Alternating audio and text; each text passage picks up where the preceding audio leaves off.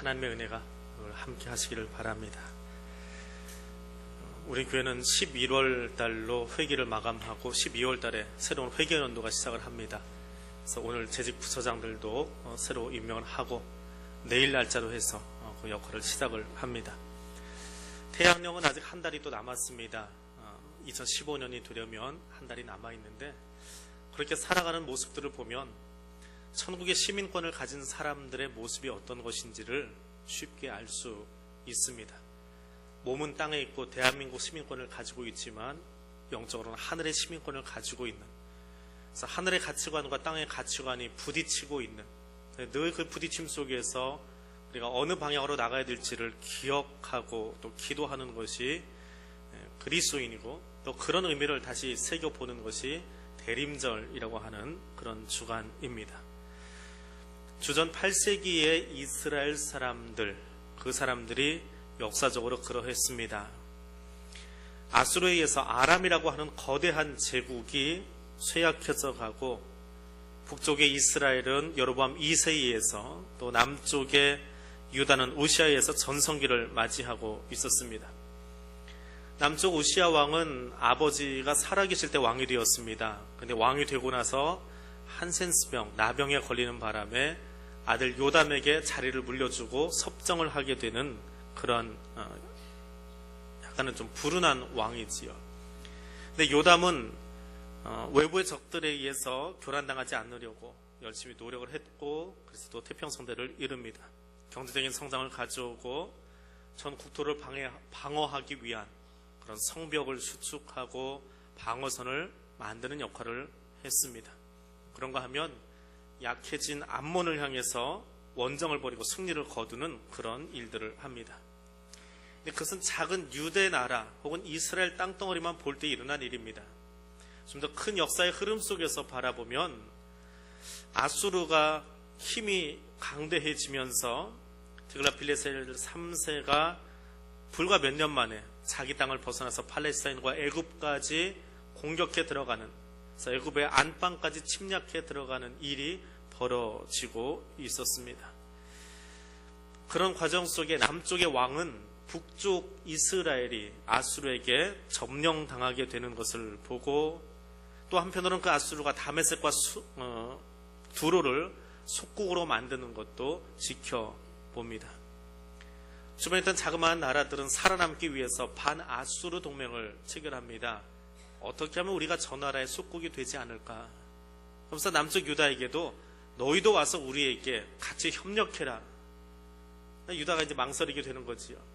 반아수르 동맹에 끼일 것인가, 아니면 우리 독자 노선을 걸을 것인가, 그런 외교적인, 정치적인, 사회적인, 경제적인 갈등을 하게 됩니다.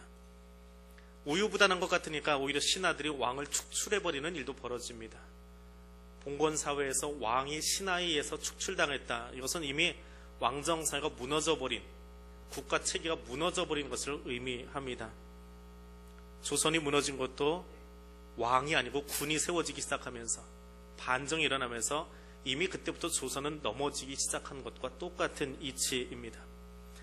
그런 혼란기에 겉으로는 태평성대입니다. 겉으로는 가장 부강한 나라이지만 사실은 이미 내부적으로 다 곪기 시작했던 바로 그 시간, 주전 8세기라고 하는 예수님 오시기 800년 전에 등장한 것이 예언자 그룹입니다. 하나님께서 이사야를 통해서 주시는 경고를 무시하고 그 경고를 듣지 않고 자기 판단대로 살아가던 북이스라엘이 이미 멸망했습니다. 그리고 남쪽 유다도 굴욕적으로 아수르 앞에 무릎을 꿇습니다. 아직 합병된 것은 아니지만 무릎을 꿇고 마는 그런 사태가 벌어집니다. 더 멀리 바라보면, 강을 넘어서 조금 더 넘어서 가서 보면 아수르 안에 바벨론이라고 하는, 아직은 누구도 알아주지 않지만 신흥 제국이 일어나는 것을 하나님은 보셨고, 바벨론을 어떻게 쓰실지까지도 이미 결정해 놓으신 것, 그때가 8세기입니다. 자, 그렇게 종잡을 수 없는 너무나 복잡한 국제 정치, 사회, 경제, 그 속에서 우리가 어떻게 살 거냐라고 하는 고민, 그것은 정치인들만의 고민이 아니라 사실은 모든 이스라엘의 지도자들의 고민이었을 겁니다. 근데 그 고민을 하나님 앞에 들고 나가면 하나님이 이미 답을 다 주고 계심에도 불구하고 하나님보다는 나의 판단, 나의 정치력, 나의 생각, 그것을 가지고 나라를 끌고 나가고 있는 모습들을 보게 되어집니다. 영적인 면에도 영향을 미치기 시작하지요. 하나님께 나아가는 일이 없습니다. 예배는 드리지만 모양만 예배 드리고 있는 것이지 실제로 하나님께 자기 마음을 드리지 않았습니다. 오죽하면 역사가인 에드와르드 마이어라고 하는 사람은 이 당시에 팔레스타인에 있는 자그마한 국가들, 소국가들이 멸망한 이유는 그들의 토착신을 맹신하였기 때문이다라고 평가합니다. 철저하게 세상적인 관점입니다. 세상적인 관점에서 동맹을 잘 맺고 경쟁 관계를 잘 유지하면서 나라를 지탱을 해야 되는데 그저 자기들의 신을 지켜줄 줄 알고 거기에 목매달고 있다가 망했습니다. 이게 역사가의 판단입니다. 근데 하나님의 역사관은 그것이 아니거든요. 사람을 의지하고 경제력으로, 정치적으로, 외교적으로 해서 나라가 살아남는 것이 아닙니다. 하나님의 주권 하에 있음을 알아야 하는데 그것을 알지 못했다라고 하는 것입니다. 이사야를 통해서 이야기하십니다. 만일 너희가 굳게 믿지 아니하면 너희가 굳게 서지 못하리라.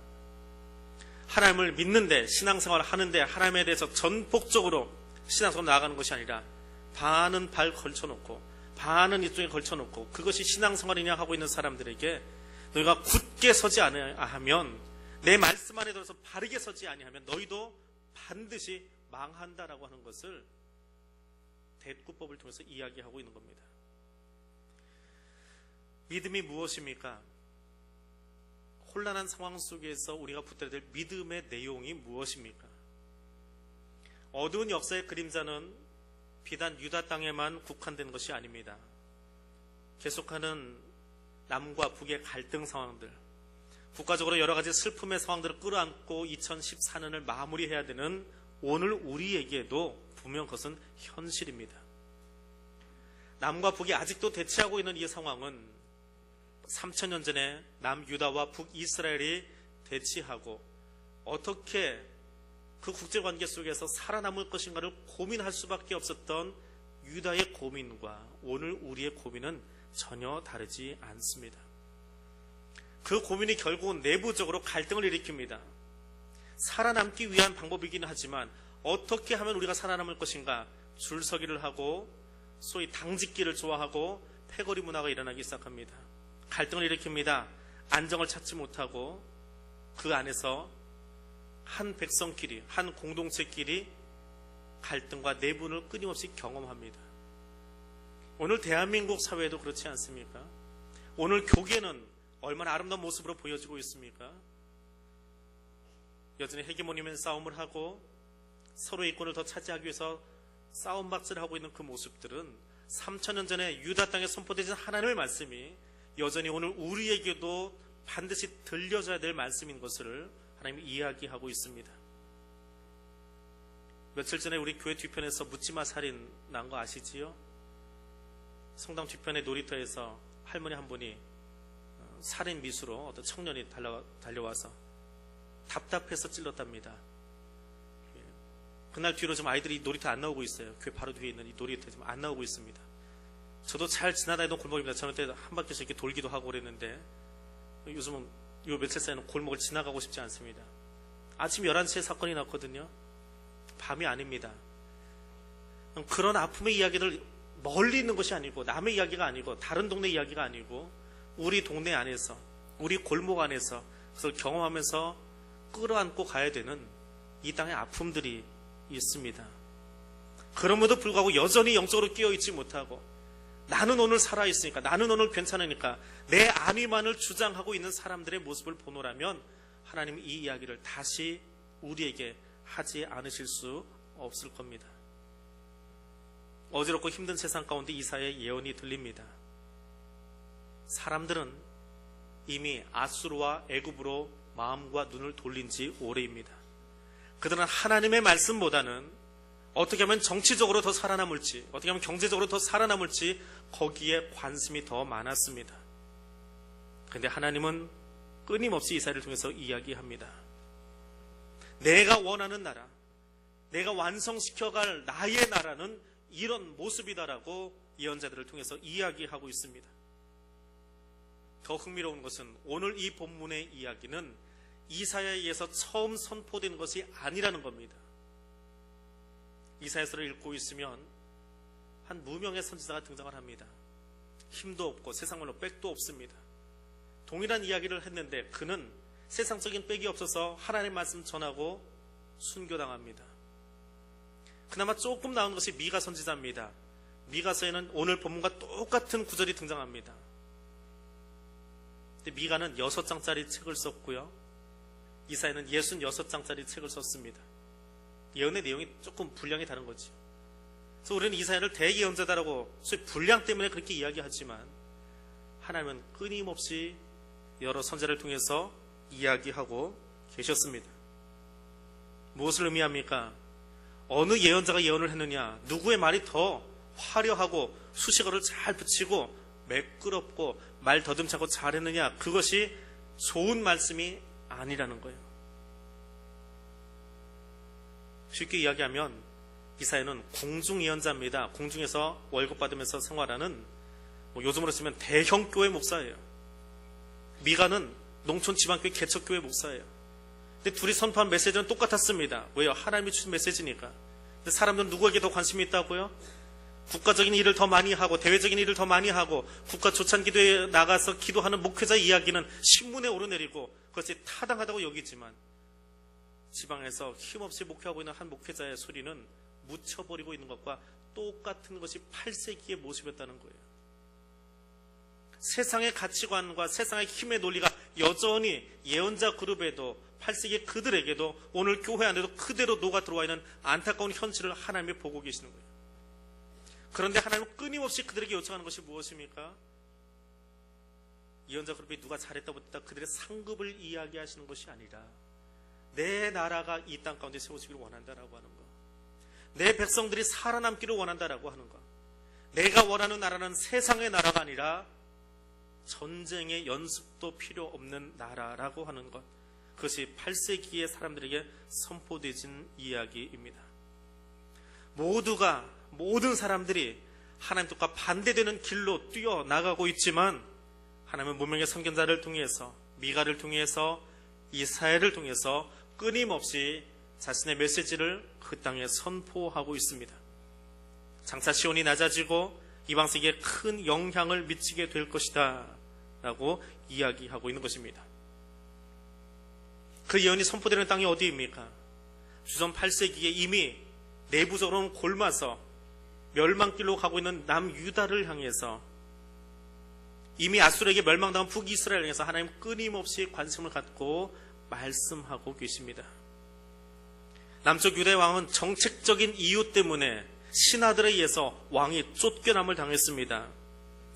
남아있는 백성들은 세력 균형을 맞추기 위해서 아수르 편에 설 것이냐 애굽 편에 설 것이냐 줄서기 하기에 바빴습니다.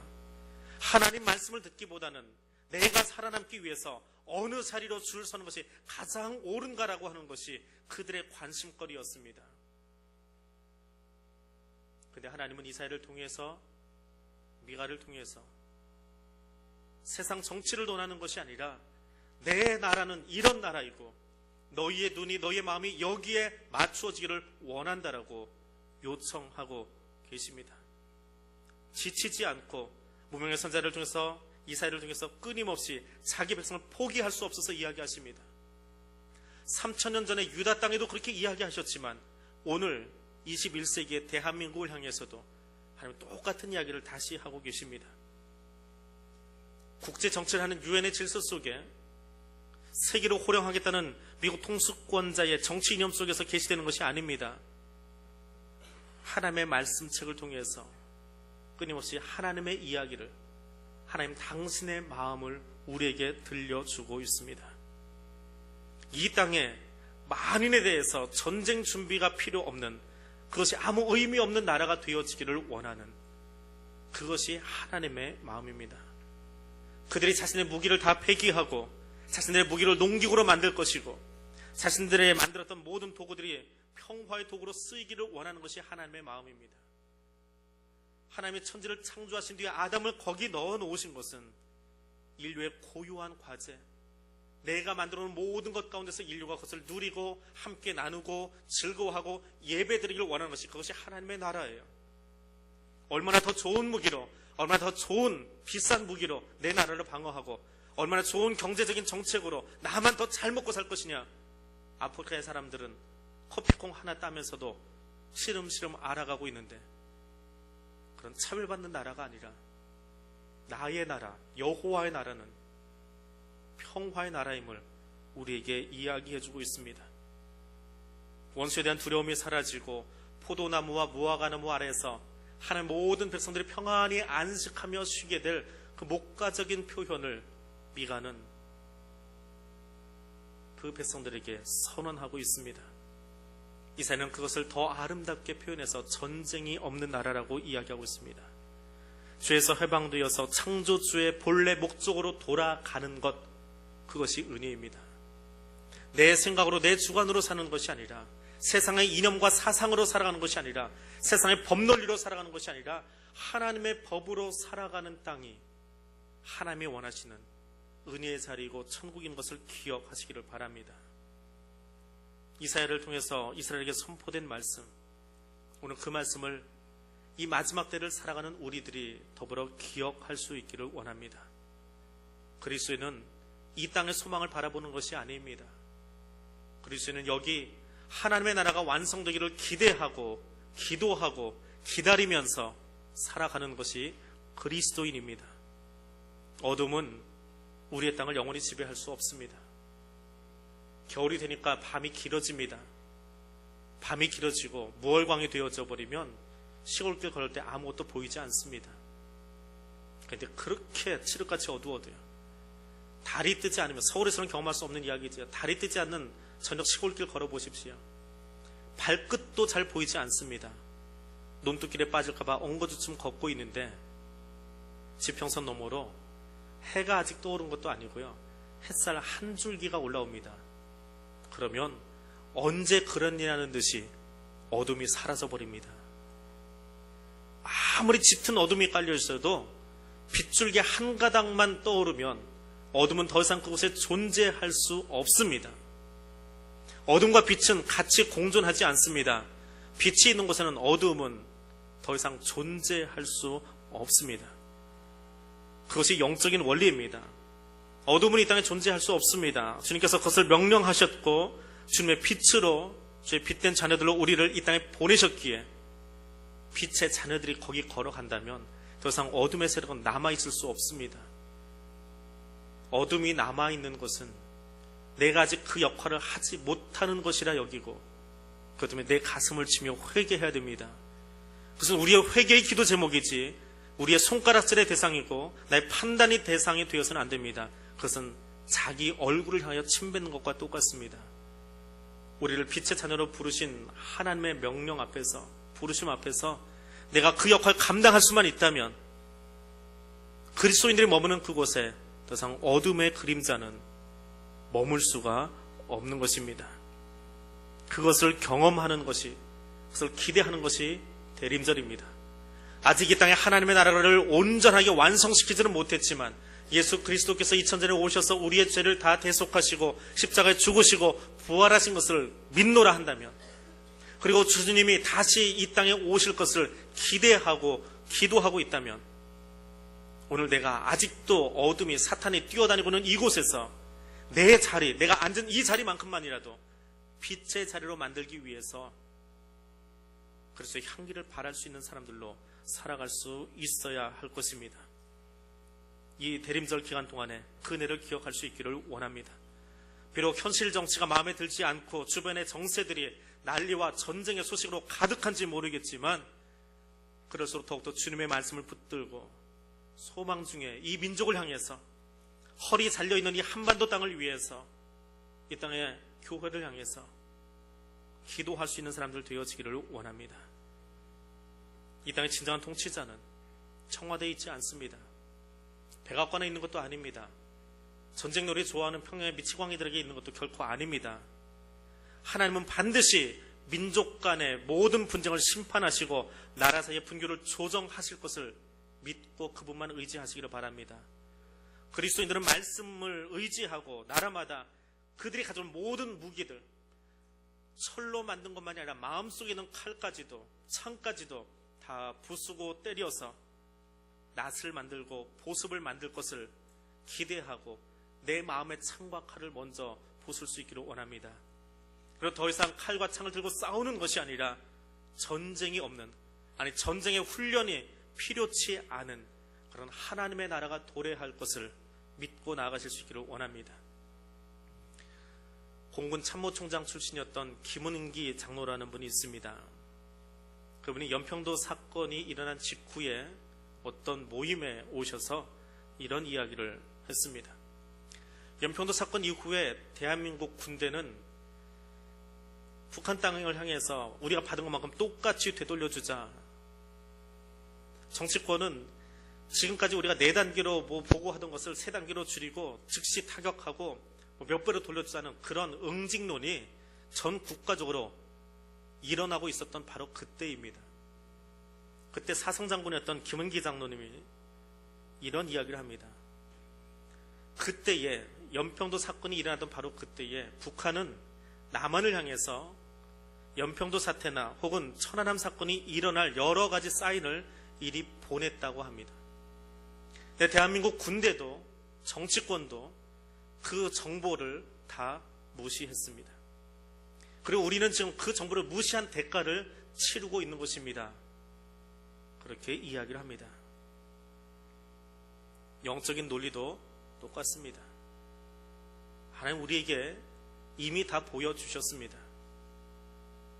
하나님의 말씀을 무시하는 자들에게 어떤 일을 보여주실지, 어떻게 심판하실지, 그리고 하나님의 나라를 내가 어떻게 세워갈지를 하나님 우리에게 이미 사인을 다 보내주셨습니다. 3000년 전의 예언자들을 통해서, 사도 요한을 통해서, 그리고 오늘 여기에 쓰여진 하나님의 말씀책을 통해서 우리에게 다 들려주고 계십니다. 어린 양 예수 그리스도께서 심판주로 오실 것을 이야기하고 계시고, 그 심판주로 오신 예수 그리스도와 더불어서 완성될 새하늘과 새 땅의 모습을 우리에게 보여주고 있습니다. 그 말씀이 들렸음에도 불구하고, 그 사인이 우리에게 주어졌음에도 불구하고 혹시 외면하고 애써 무시하고 있지는 않으신지요? 저는 오늘 강단에서 정치가 무엇인지, 경제가 무엇인지 이야기하려고 하지 않습니다. 저는 정치인이 아니고 군지휘관이 아니기 때문에 그렇습니다. 그건 그들의 몫입니다. 나는 그리스도인이고 대림절 예배를 드리는 한 예배자로서 그리스도께서 다시 오실 것을 기다리는 대림절의 예배를 드리면서 하나님의 온전한 통치와 회복이 오늘 내 안에서, 그리고 우리 교회 안에서, 이 한반도 안에서 먼저 완성되기를 원합니다. 그리고 그 완성을 기대하면서 주의 음성을 다시 한번 우리 귀에 담아 듣기를 원합니다. 그리고 이 말씀이 이 땅 가운데 현실이 되도록 기도하는 하나님의 백성들이 되기를 주님의 이름으로 부탁드립니다. 주의 말씀을 다시 한번 읽어드리겠습니다. 이 말은 아모스의 아들 이사야가 유다와 예루살렘에 대하여 내다본 것이라. 이러한 일이 이루어지리라. 장차 어느 날인가 여호와의 집에 서 있는 산이 산들의 머리로서 굳게 서고 언덕 위에 높이 솟으리라. 그러면 모든 백성들이 그리로 밀려들리라. 그때 수많은 민족들이 모여와서 말하리라.